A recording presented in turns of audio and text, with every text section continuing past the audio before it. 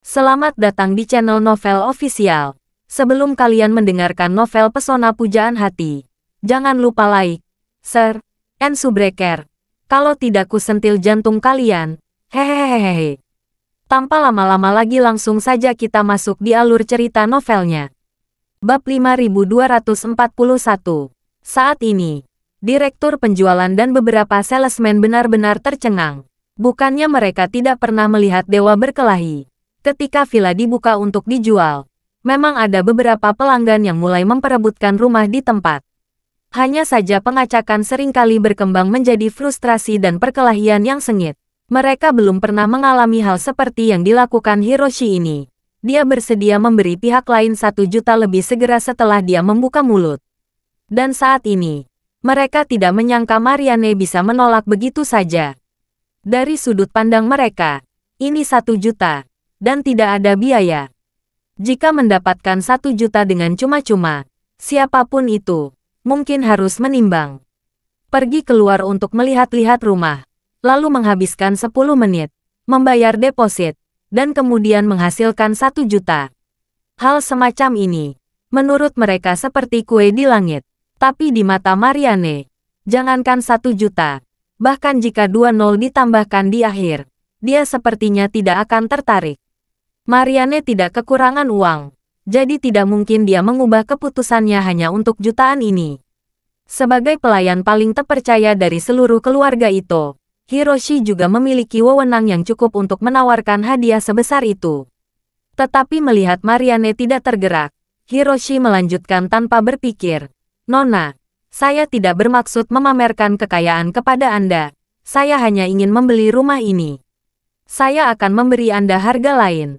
Jika Anda bersedia mentransfer rumah ini kepada saya bersedia memberi Anda tambahan 5 juta yuan."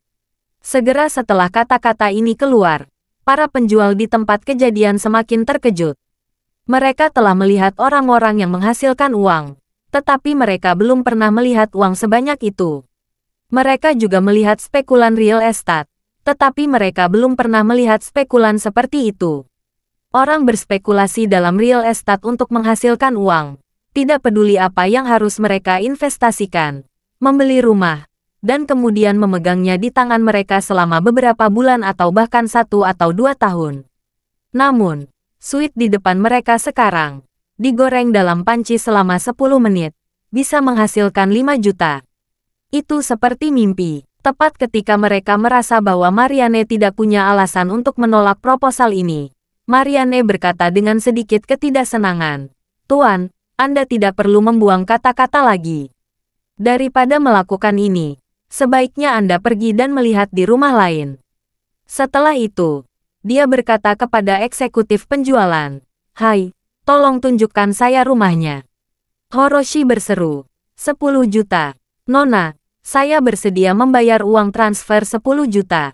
Orang biasa bertarung dengan pukulan dan tendangan. Sedangkan dewa bertarung dengan trik 1 juta, 5 juta, dan 10 juta. Bab 5242. Marianne masih tidak tergerak saat ini.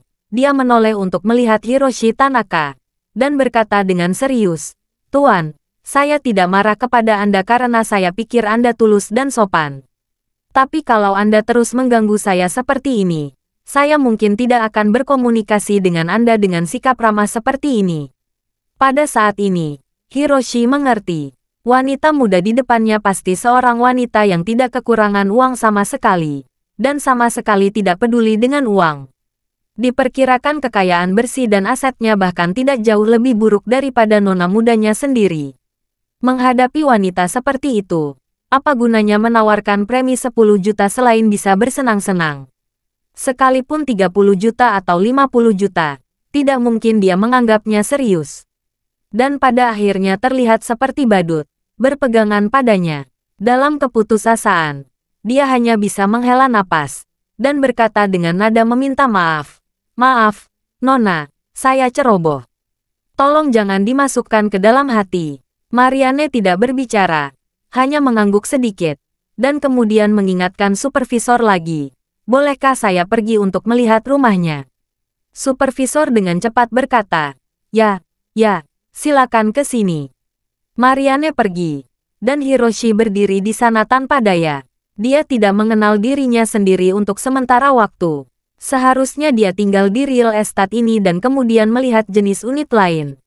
Atau pergi begitu saja dari sini dan pindah ke real estate lain untuk melihat-lihat. Pada saat ini, pramuniaga yang menerimanya tiba-tiba teringat sesuatu. Dan buru-buru berkata, "Tuan, apakah Nona Anda suka ketenangan? Meskipun kami tidak memiliki lantai atas, Anda dapat memilih di ruangan di bawah wanita itu." Saat dia berbicara, dia tidak sabar untuk menjelaskan. Lihat, wanita itu sangat muda dan kaya. Dia membawa pengurus rumah tangga untuk melihat rumahnya, dan dia tidak memakai cincin kawin. Ada kemungkinan besar dia belum menikah sama sekali. Seorang wanita kaya generasi kedua yang belum menikah keluar untuk membeli rumah sendiri. Kemungkinan besar dia akan tinggal di dalamnya sendirian. Coba pikirkan, dia satu-satunya yang tinggal di rumah dengan luas dari 250 hingga 60 meter persegi. Jika Anda tinggal di lantai bawahnya, kemungkinan besar Anda tidak akan terganggu. Di ruangan tempat dia melewatkan tali, pada dasarnya akan baik-baik saja. Anda tidak akan terganggu. Saya sudah lama menjual rumah di real estate ini. Dan setiap orang yang membeli apartemen biasa pada dasarnya adalah keluarga. Bahkan jika anak muda datang membeli rumah, setidaknya satu keluarga dengan 3 orang. Dan beberapa keluarga dengan 4 orang. Saya belum pernah bertemu dengan pemilik yang hanya tinggal bersama pasangan. Dan sebuah keluarga dengan anak-anak. Tidak peduli seberapa hati-hati mereka, tidak mungkin tidak membuat kebisingan sama sekali. Saya dapat meyakinkan Anda bahwa seluruh komunitas sekarang telah pergi. Jangan ragu, Anda tidak bisa membeli rumah lagi. Hiroshi berpikir dalam hati. Wanita ini benar. Wanita tadi terlihat seperti wanita dari keluarga yang sangat kaya. Dia mungkin membeli rumah ini karena dia tinggal sendirian. Pertama-tama, sangat tidak mungkin mengganggu lantai bawah. Dan sulit untuk bertemu orang yang membeli rumah sebesar itu untuk tinggal sendiri. Tidak akan ada yang lebih cocok selain lantai bawahnya. Dan, sekarang sudah pukul 4 atau 5 sore. Kalau tidak membuat keputusan cepat, saya khawatir saya tidak akan punya waktu untuk pergi ke real estate berikutnya untuk melihatnya lagi. Memikirkan hal ini, Hiroshi menggertakkan giginya dan berkata, "Oke, kalau begitu aku mau set ini. Aku sama dengan Nona tadi. Bayar deposit 1 juta. Lalu bawa aku lihat rumahnya.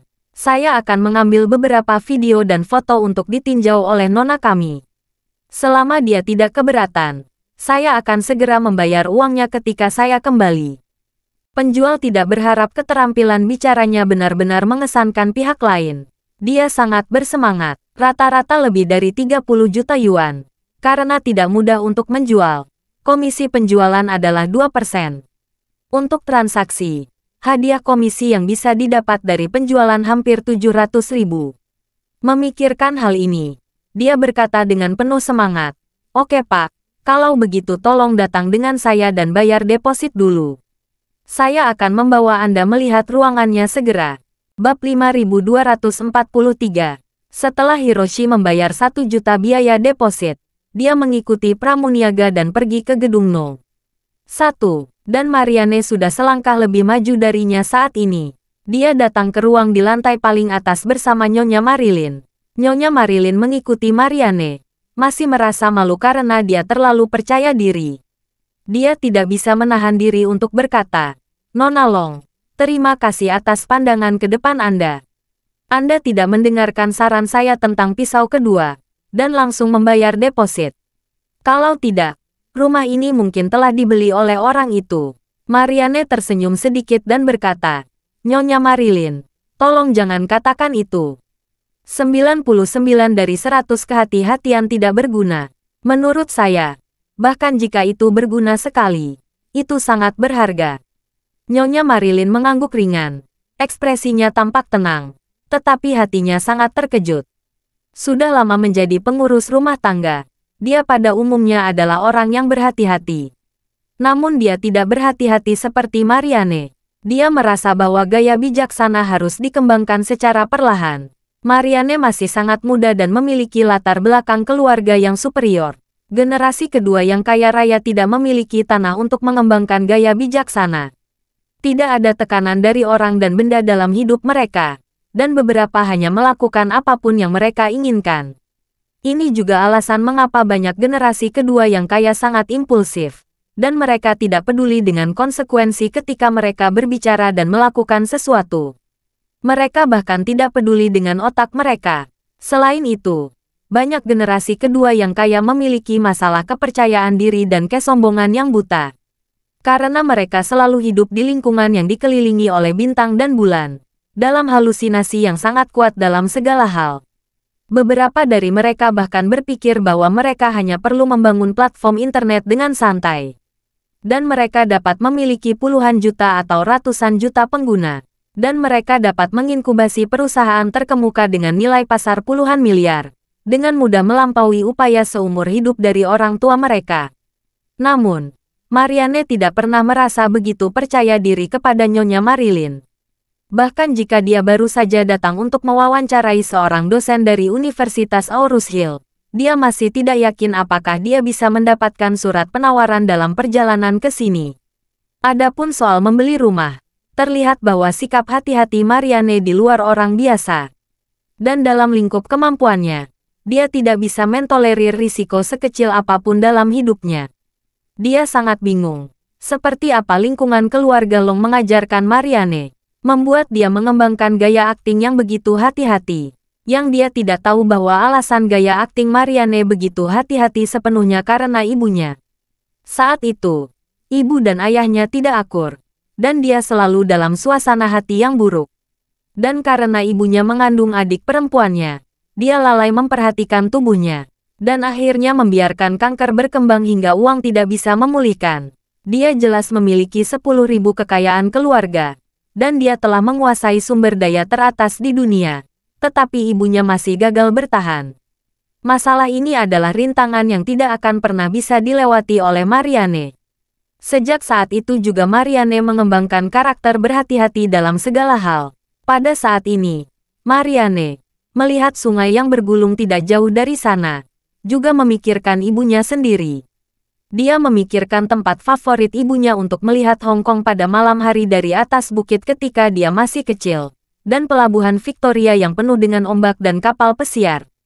Ini membuatnya sedikit tidak sabar, dan dia tidak sabar untuk melihat sungai Yangtze pada malam hari di sini. Bab 5244. Nyonya Marilyn melihat bahwa dia tidak melihat ke rumah begitu dia masuk, tetapi berdiri di depan jendela Prancis yang besar untuk melihat pemandangan sungai. Dia tidak dapat menahan diri untuk mengingatkan, "Nona Long, maukah Anda suka melihat tata letak rumah? Jika ada sesuatu dan Anda tidak puas, atau jika Anda ingin melakukan penyesuaian, saya dapat membantu Anda." Oh, oke. Marianne akhirnya kembali ke akal sehatnya. Bersama Nyonya Marilyn, dia melihat seluruh ruangan. Flat ini tidak terlalu besar, sekitar 200 meter persegi, dengan 4 kamar tidur. Salah satunya telah direnovasi menjadi ruang belajar. Selain itu juga terdapat aula bunga di sisi sungai Yangtze. Pengembang menambahkan peralatan olahraga, yang dapat dianggap sebagai area kebugaran yang relatif kecil. Sedangkan ruang tamu dapat melihat pemandangan sungai dari sofa karena jendela dari lantai ke langit-langit di dinding depan. Bagi Marianne, generasi kedua kaya yang terbiasa dengan rumah mewah, rumah ini tidak seberapa dibandingkan dengan flat mewah kelas atas. Lantai flat keluarga Long di area tengah Hong Kong memiliki area yang dapat digunakan sebenarnya lebih dari 1.000 meter persegi. Dan terletak di lantai atas gedung pencakar langit keluarga Long. Tampaknya menjadi real estate komersial di mana setiap jengkal tanahnya mahal. Tetapi keluarga Long menggunakan lantai terbaik untuk penggunaan pribadi. Di lokasi seperti itu di mana satu stasiun kerja berharga puluhan ribu dolar Hong Kong sebulan, satu ruang tamu harganya hampir 200. Harga 1 meter persegi di luar imajinasi orang biasa. Bagi orang yang benar-benar kaya, mereka bahkan tidak mau repot-repot membeli real estate perumahan yang dibangun oleh pengembang real estate seperti Villa Elite Thompson. Mereka lebih suka menggunakan properti mereka sendiri tanpa batasan apapun. Oleh karena itu, Marianne tidak dapat mengatakan apakah dia suka atau tidak suka rumah ini. Namun lokasi, transportasi, tipe apartemen, dan lantai lebih sesuai dengan kebutuhannya saat ini. Setelah membacanya dengan kasar, Marianne berkata kepada Nyonya Marilyn, "Nyonya Marilyn, dekorasi dan penataan ruang-ruangan ini cukup masuk akal. Sudah ada ruang belajar dan area kebugaran. Saya tinggal sendiri, sepertinya tidak ada yang perlu diubah." Nyonya Marilyn mengangguk dan bertanya lagi, "Bagaimana furniturnya? Apakah Anda puas?" "Bagus sekali." Marianne tersenyum sedikit dan berkata, "Pada dasarnya saya bisa pindah dengan tasku." Kemudian, Marianne berkata kepadanya lagi, "Nyonya Marilyn, temani aku berbelanja beberapa barang rumah tangga dan pakaian. Saya akan tinggal di sini malam ini." Nyonya Marilyn bertanya ragu-ragu, "Nona Long, mengapa Anda tidak tinggal di Scarlet Pinnacle Villa malam ini? Ada cukup kamar." Marianne menggelengkan kepalanya sedikit dan berkata, "Kakek Carrick dan nenek Carrick sudah tua. Saya tidak ingin mengganggu mereka. Saya akan tinggal di sini 1 malam. Saya akan kembali ke Hong Kong besok setelah menandatangani kontrak." Nyonya Marilyn berkata, "Sebenarnya, keduanya sangat menyukaimu. Mereka pasti sangat senang bisa menemani kamu." Marianne merenung sejenak, lalu berkata, "Bagaimana dengan ini? Bayar tagihan dulu, ambil kuncinya, lalu beli beberapa barang rumah tangga, ngobrol dengan mereka setelah makan malam, dan saya akan pergi setelah mereka istirahat." Setelah itu, Marianne menoleh untuk melihat ke sungai di luar jendela. Dia berkata, "Saya lama tinggal di tepi sungai, dan saya sangat ingin tinggal di sini nanti malam. Ingin lihat pemandangan malam di sini." Pada saat yang sama, Hiroshi di lantai bawah mengeluarkan ponsel, mengambil video seluruh ruangan, dan mengirimkannya ke Nanako yang sedang mengemasi barang bawaannya di Kyoto. Dia mengirim pesan suara, berkata dengan agak malu, "Maaf, Nona, saya belum dapat menemukan villa yang cocok untuk Anda beberapa hari ini. Apakah Anda puas dengan set flat ini?" Nanako melihat sekeliling dan berkata sambil tersenyum, "Kelihatannya cukup bagus. Beli yang ini saja." Pasti merepotkan Tanaka-san melihat-lihat rumah dengan tergesa-gesa. Bab 5245. Sore hari, setelah membeli kebutuhan sehari-hari, Marianne dan Nyonya Marilyn kembali ke Villa Scarlet Pinnacle. Mengetahui bahwa Marianne diterima bekerja, Logan dan istrinya juga sangat senang. Dia meminta pelayan untuk mengatur jamuan perayaan yang elegan di rumah untuk merayakan Marianne. Yang mengejutkan Logan, Vera yang tidak pernah menyukai kegembiraan, sangat senang untuk bergabung. Di meja makan, Logan berkata kepada Marianne, "Marianne, setelah kamu pindah ke Aorus Hill, kalau tidak ada kegiatan, datanglah ke Scarlet Pinnacle Villa. Kamu bisa meminta Nyonya Marilyn mengatur kamar yang besar untukmu." Marianne berkata dengan cepat, "Kakek Carrick, Nyonya Marilyn menemani saya membeli rumah di Aorus Hill sore ini. Dan kampus memberi saya apartemen 1 orang." Logan berkata dengan heran, "Sudah membeli rumah? Membeli rumah di luar lebih berisiko daripada tinggal di sini. Dan dengan Nyonya Marilyn dan yang lainnya merawatmu, akan lebih nyaman kalau kamu tinggal di sini." Wanita tua Carrick juga setuju. "Ya, Marianne, tinggal di sini bisa menyelamatkan kamu dari banyak masalah. Kamu harus baik-baik saja di Aorus Hill. Seorang gadis tinggal di luar sendirian akan sangat mengkhawatirkan." Marianne menjelaskan, "Keamanan di komunitas yang saya beli cukup baik, dan hukum dan ketertiban di daratan jauh lebih baik daripada Hong Kong. Tidak ada yang tahu identitas saya, jadi saya seharusnya tidak berada dalam bahaya." Logan tahu bahwa dia telah mengambil keputusan. Dia mengangguk dan berkata, "Mulai sekarang, kamu akan tinggal di Aorus Hill secara permanen. Kalau membutuhkan bantuan, jangan sopan kepada kami. Jika kami tidak ada di sini, kamu dapat meminta bantuan Nyonya Marilyn." Dia berkata, "Saya akan memindahkan beberapa orang dari Malaysia dalam beberapa hari ke depan, jadi saya bisa merespon dengan cepat jika ada apa-apa." Vera saat ini tidak memiliki tenaga kerja. Setelah eksposur di Eropa Utara, dia hanya memiliki 1 pelayan tua yang setia yang tersisa. Dia belum tiba di Tiongkok. Sisanya adalah keberadaan seperti Emmett dan Logan. Untuk memastikan keselamatan Vera, Logan dan Emmett telah mencapai kesepakatan untuk secara diam-diam mengirimkan pasukan ke Aorus Hill. Untuk memastikan keselamatan Vera, untuk Logan, Karena Marianne adalah cucunya, dia juga harus merawatnya. Meskipun Marianne merasa bahwa dia tidak akan berada dalam bahaya, dia masih berkata kepada Logan dengan sangat berterima kasih. Terima kasih, kakek Carrick. Pada saat ini, Vera yang berada di samping bertanya dengan rasa ingin tahu. Saudari Marianne, di mana kamu membeli rumahmu? Marianne berkata, saya membeli Villa Elite Thompson. Tidak terlalu jauh dari kampus. Hanya 10 menit berkendara. Vera tidak terkejut ketika mendengarnya. Lagi pula, Marianne datang ke sini untuk Charlie. Normal saja membeli di lingkungan tempat tinggal Charlie. Marianne berpikir bahwa Vera ingin tahu tentang rumah yang baru dibeli. Dia berkata sambil tersenyum. Kalau kamu tertarik, saya bisa mengajak kamu berkeliling. Meskipun tidak terlalu besar, keuntungannya adalah pemandangan sungainya yang indah. Vera tersenyum lalu berkata, Saudari Marianne, aku akan pergi bersamamu setelah kuliah dimulai. Akhir-akhir ini aku malas. Aku tidak ingin pergi kemanapun. Vera tidak berani pergi ke Villa Elite Thompson. Lagi pula, itu terlalu dekat dengan Charlie. Meskipun dia datang ke Aurus Hill hanya karena Charlie. Sebelum kuliah dimulai, Charlie adalah orang yang paling dia takuti. Melihat Vera menolak, Marianne tidak terlalu memikirkannya. Dia hanya tersenyum dan berkata, setelah kuliah dimulai, kalau kamu tidak ingin kembali ke sini sesekali, aku dapat memesan kamar untukmu. Vera berkata sambil tersenyum. Baik, itu kesepakatan. Bab 5246. Setelah makan malam, Marianne mengucapkan selamat tinggal pada Logan dan istrinya serta Vera. Nyonya Marilyn mengantarnya ke Villa Elite Thompson. Ketika dia datang ke flat yang dia beli di Aurus Hill, Marianne merasa tenang. Dia membuka jendela balkon, berbaring di tepi tempat tidur, menyaksikan pemandangan malam di sepanjang sungai Yangtze dan kapal-kapal yang bergerak perlahan di sungai. Merasakan angin malam dari sungai, dan langsung banyak membuka pikirannya. Lantai atas memiliki pemandangan yang sangat bagus. Flat ini adalah rumah tangga sampingan di lantai atas. Jadi pada dasarnya tidak terganggu oleh kebisingan tetangga. Ini yang membuat Marianne merasa sepadan dengan uangnya.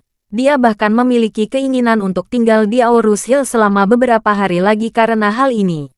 Namun, setelah memikirkannya, dia merasa akan lebih baik baginya untuk meninggalkan Aurus Hill sesegera mungkin setelah menandatangani kontrak dengan Universitas Aurus Hill. Dia juga berpikir untuk memberitahu Charlie bahwa dia telah bekerja oleh Universitas Aurus Hill setelah dia resmi bekerja. Pada saat yang sama, di area Villa Elite Thompson, Elaine akhirnya selamat dari larangan 72 jam. Ketika dia merias wajah tebal dan mengambil ponselnya untuk memulai siaran langsung lagi, dia mengalami masalah yang sama seperti 3 hari yang lalu di ruang siaran langsung. Masih tidak ada yang menontonnya. Kali ini, meski ada beberapa netizen yang nyasar ke ruang siaran langsung dan melontarkan sindiran, Elaine pernah mengalami larangan terakhir kali. Kali ini dia tidak berani mengejar dan memarahi orang lain. Tapi tidak bisa melawan berarti selalu ada emosi di hati yang tidak bisa dia keluarkan. Elaine melakukan siaran langsung selama setengah jam. Dia tidak mendapatkan satu penggemar pun.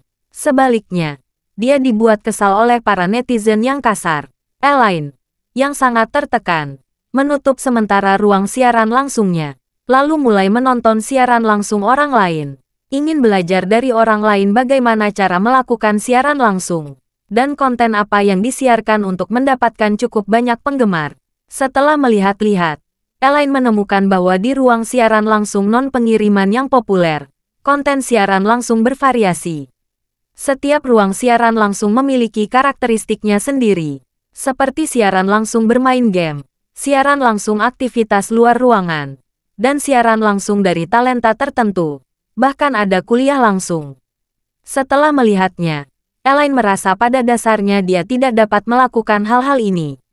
Ini terutama karena dia tidak memiliki bakat luar biasa sama sekali. Dia hanya tahu bagaimana menyanyi dan menari di piano, catur, kaligrafi dan melukis.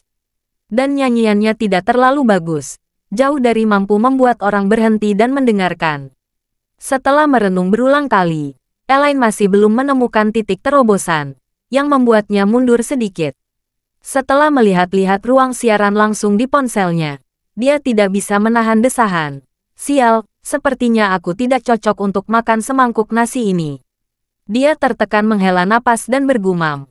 Saya tidak bisa memakan semangkuk nasi ini, tidak masalah. Kuncinya adalah jangan biarkan Hana memakannya dengan begitu bahagia. Melihatnya makan dan minum, hatiku terasa lebih buruk daripada kehilangan $1 juta. Dia tertekan, menunjuk jarinya. Dengan sapuan halus, dia meluncur ke ruang siaran langsung lagi. Ada lebih dari 30.000 penonton di ruang siaran langsung ini. Pembawa acara adalah seorang pria parubaya yang terlihat biasa. Pria ini berkata dengan berapi-api saat ini, "Keluarga saya, Saudara Yong, saya telah menggunakan hidup saya untuk menindak orang-orang palsu. Teman-teman di ruang siaran langsung ini semua harus tahu bahwa orang yang ingin saya hancurkan kali ini adalah selebriti online dokter kecantikan. Setelah penyelidikan rahasia saya oleh Saudara Yong, dia sebenarnya bukan siswa kecantikan sama sekali. Nama yang dia gunakan sekarang itu juga bukan nama sebenarnya. Dan pendidikan aslinya sebenarnya adalah sekolah menengah teknik di sebuah kota kecil di selatan. Dia dipecat karena berkelahi sebelum lulus. Sekarang siaran langsungnya memiliki 50.000 penonton dan 3 juta suka. Saya akan segera menyiarkan buktinya." Seseorang di area komentar segera memposting pesan. "Dokter cantik ini, saya sudah lama curiga ada yang tidak beres dengannya. Terakhir kali saya memintanya mengerjakan soal kalkulus dasar di ruang siaran langsungnya, dia langsung memblokir. Saya dukung Saudara Yong untuk ekspos dia. Segera." Sejumlah besar orang memposting berbagai komentar di area komentar. Pada dasarnya mempertanyakan dokter cantik yang dikatakan pembawa acara pria itu. Selain itu, ada sejumlah besar layar peluru yang mengirimkan hadiah, yang terlihat mempesona dan hidup. Melihat ini, mata Elaine langsung berbinar. Dia berpikir dalam hati, "Kamu bisa menyiarkan langsung penggemar jika kamu menindak yang palsu. Maka sebaiknya aku menindak Hana yang palsu." Bab 5247. Elaine, yang memiliki kilasan inspirasi, segera menyadari bahwa ide yang datang kepadanya tiba-tiba sangat mungkin terjadi. Hana sekarang menjadi selebritas internet yang sangat populer. Jumlah orang yang online di ruang siaran langsung selalu puluhan ribu, dan terkadang bahkan bisa mencapai 20.000 hingga 30.000. Jika dia bisa membuktikan kepalsuan pembawa berita yang begitu populer, dia pasti akan menarik banyak perhatian penggemar. Selain itu, untuk Elaine, meskipun dia tidak mendapatkan penggemar, penghasilan, atau keuntungan, dia bersedia menindak kepalsuan Hana. Dia bersedia tidak akan mendapatkan keuntungan apapun. Jika seseorang meminta 100.000 yuan sebagai biaya, dia pasti akan mengeluarkan 100.000 yuan. Karena itulah dia merasa bahwa idenya hanya membunuh 2 burung dengan 1 batu, yang benar-benar luar biasa. Begitu dia memikirkan hal ini, Elaine segera mendapatkan kembali semangatnya.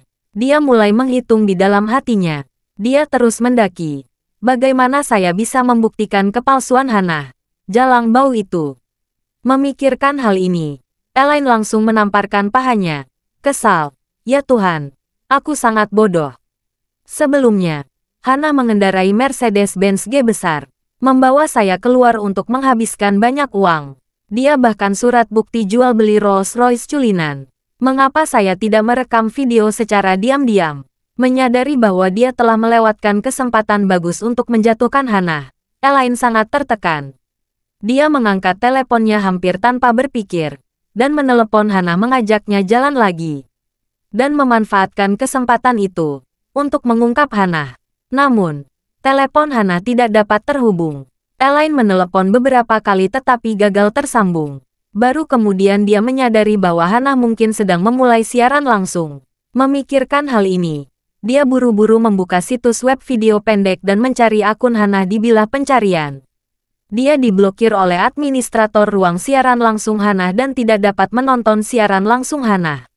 Dia mencari akun Hana, masih dapat melihat prompt bahwa akun Hana aktif. Berpikir bahwa dia bahkan tidak bisa melihat hantu di ruang siaran langsungnya. Tetapi ruang siaran langsung Hana memiliki puluhan ribu netizen yang tidak tahu apa-apa. Dan mereka terus-menerus mengirim uang ke Hana. Dia merasa lebih tertekan dan ingin mati. Semakin dia merasa tertekan, semakin Elaine tidak bisa tinggal di rumah. Dia turun sendirian dengan Kruk dan keluar untuk berkeliaran di sekitar villa tempat tinggal Hannah. Mencari kesempatan untuk bergerak, keamanan di dalam villa sangat baik, sehingga balkon di lantai 2 dan 3 setiap rumah tidak tertutup, dan tidak ada tindakan anti-maling. Jika dia tidak pincang, dia bisa mengumpulkan balkon diam-diam, dan menggunakan ponselnya untuk memotret keadaan Hannah di rumah setelah siaran. Tapi sekarang kakinya pincang. Dia bahkan tidak bisa memulai. Tiba-tiba ada yang berteriak dengan marah. Elaine, apa yang kamu lakukan secara eksplisit di sini? Jalang. Elaine tertangkap. Suara kasar dan pembohong membuat seluruh tubuhku bergetar. Dia merasa seolah-olah seluruh tubuhnya sakit. Dia begitu takut adalah karena suara ini telah menjadi mimpi buruk Elaine sejak lama. Ketika dia dikirim ke penjara karena mencuri uang Charlie, dia disiksa oleh pemilik suara ini setiap hari untuk menjalani hidupnya. Dan pemilik suara ini adalah Jennifer yang berada di sel yang sama dengan Nyonya Wilson dan sekarang tinggal di bawah atap yang sama. Ketika Jennifer dibebaskan dari penjara, meskipun dia patah hati oleh keluarga wanita tua Wilson, dia tidak memiliki kesan yang baik tentang Elaine. Melihat Elaine berkeliaran di sekitar villa tempat tinggalnya, dia curiga bahwa Elaine memiliki niat yang tidak baik. Dia segera berbicara dan menegur. Elaine menoleh dan menatap Jennifer, yang 5 besar dan 3 kasar, dengan ketakutan. Selain Jennifer, ada 2 saudara yang baik, Yara Lolin dan Yulia Davis. Pada saat ini, Yulia juga menatap Elaine dengan marah, dan bertanya dengan suara dingin, Elaine, apa yang kamu lakukan di sini? Yara juga menggema. Ya, katakan padaku, atau aku akan menghajarmu. Bab 5248. Elaine ketakutan.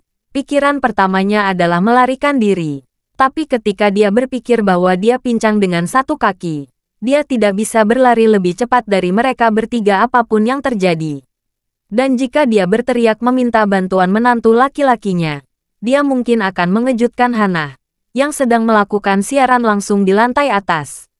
Jika Hannah tahu dia menegaskan di sekitar villa di sini, dia mungkin bisa menebak niatnya.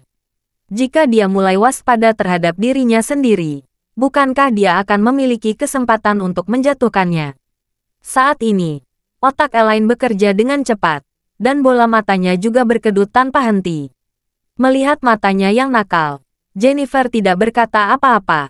Dia segera melangkah maju dan mencengkeram kerahnya, mengangkat tangannya dan memberi mulut besar, dengan marah berkata, aku sangat kesal saat melihat kamu. Keluar dari sini. Setelah ditampar, dia marah dan takut. Namun Elaine melihat mereka bertiga mengenakan kaos yang sama, dengan logo perusahaan pembersih yang sama tercetak di dada mereka. Dan mereka semua terlihat lelah. Elaine mengabaikan rasa sakit yang membakar wajahnya dan berkata, Jennifer, dengarkan aku. Kamu baik pada Nyonya Wilson di awal. Tapi sekarang keluarga Nyonya Wilson menjadi kaya dalam semalam. Sedikit bocoran sudah cukup bagi kalian bertiga untuk hidup nyaman. Tapi mereka bahkan membiarkan kalian bertiga bekerja bersih-bersih. Saya, Elaine, benar-benar tidak bisa melihatnya. Jennifer tercengang saat mendengarnya. Harus dikatakan bahwa kata-kata Elaine kebetulan menyentuh hatinya. Saat itu, ketika mereka dibebaskan dari penjara bersama, mereka dibawa jauh-jauh ke villa teratas di Aurus Hill ini dengan mobil mewah keluarga Webb. Yang ketiga berpikir dalam hati bahwa wanita tua Wilson lah yang melakukannya. Dan mereka sangat berterima kasih kepada wanita tua Wilson. Tapi siapa sangka ketika Nyonya Wilson melihat mereka, dia sangat jijik dan bahkan memaki. Dan dia segera mengusir mereka keluar rumah. Saat itu, Jennifer merasa sangat tidak nyaman. Kemudian, ketika dia mengetahui bahwa rumah itu bukan milik keluarga Wilson, dan mereka bertiga juga bisa tinggal di sini, dia berhenti menyatakan sopan kepada keluarga Wilson. Hidup bersama dalam waktu yang lama, keluarga Wilson selalu didominasi oleh mereka. Mereka tidak makan sebaik keluarga Wilson, namun melihat mereka bertiga di rumah harus tunduk, karena takut dipukul. Meskipun mereka bertiga tidak memiliki keterampilan yang hebat, mereka melakukan pekerjaan pembersihan secara profesional di luar. Kualitas hidup mereka terjamin. Di sisi lain, Keluarga Wilson tidak seberuntung mereka. Kenneth dan Harold adalah dua orang tidak berguna yang tidak mampu makan di tempat tidur, apalagi minum obat. Dan wanita tua itu seringkali sangat lapar sehingga dadanya ada di punggung. Belakangan, Wendy pergi menjadi gadis etiket, dan dia sering ditipu oleh orang lain. Gaji kecil yang dia peroleh tidak cukup untuk keluarga. Namun, sejak hari tertentu, Wendy tiba-tiba menghasilkan lebih banyak uang. Dan standar hidup keluarga juga meningkat dengan cepat terlihat dengan mata telanjang. Meninggalkan mereka bertiga dengan sangat cepat. Jika demikian, tidak banyak perbedaan antara Jennifer dan mereka bertiga. Kuncinya adalah keluarga Wilson menjadi semakin kaya dan kaya di akhir-akhir ini. Terutama Hannah yang membeli Mercedes-Benz seharga 2 atau 3 juta. Mobil itu langsung membuat Jennifer dan yang lainnya iri. Sekarang mendengar provokasi Elaine, Jennifer merasa semakin tidak seimbang. Dia tidak tahu mengapa keluarga Wilson bisa bangkit kembali setelah begitu terpuruk dan begitu tinggi. Memikirkan hal ini, Jennifer menjadi semakin stres, dan gigi geraham di belakangnya mengepal. Elaine secara akurat menangkap perubahannya, dan segera mengetahui bahwa apa yang dia katakan menghantam rasa sakit di hatinya. Jadi, dia segera menyampaikan suaranya dan berkata dengan sangat serius, "Izinkan saya memberitahu kamu, Jennifer. Keluarga Wilson dapat berbalik karena wanita tua Wilson tidak tahu malu. Menuntut perempuan tertua dari pria yang sedang mengandung anak." Hannah. Bab 5249. Hannah. Ketika Jennifer mendengarnya, dia langsung mengerutkan keningnya dan bertanya dengan tajam. Dengan sepatunya yang rusak, kenapa dia bisa berdiri? Mungkinkah dia tidur dengan orang lain dengan menjual dirinya? Benarkah? Elaine mencibir. Katakan nafsunya. Hanya dia tipe wanita yang menjual nafsunya paling banyak untuk 2 roti. Setelah itu, Elaine melihat sekeliling dan melihat ke atas lagi. Dia berkata, "Jennifer, ini bukan tempat untuk berbicara. Mari kita bicara di sana." Jangan sampai keluarga Wilson di atas mendengarnya. Jennifer segera menambahkan mata pada kedua saudaranya yang baik. Yulia mengerti dan segera melangkah maju, mendukung Elaine bersamanya. Dengan cepat mereka berjalan ke tepi tembok jauh. Melihat bahwa tidak perlu khawatir didengar oleh keluarga Wilson di sini, Elaine menghentikan mereka dan berkata, "Ayo kita bicara di sini." Mendengar kata-kata Elaine, Jennifer berhenti lebih dulu. Dua lainnya juga mengikuti, segera berhenti. Kemudian Jennifer bertanya kepada Elaine, "Elaine, beritahu saya, bagaimana sepatu rusak Hannah dibalik?" Dia melakukan streaming langsung di platform video pendek. Puluhan ribu penonton yang tidak bermoral mengikuti untuk membeli,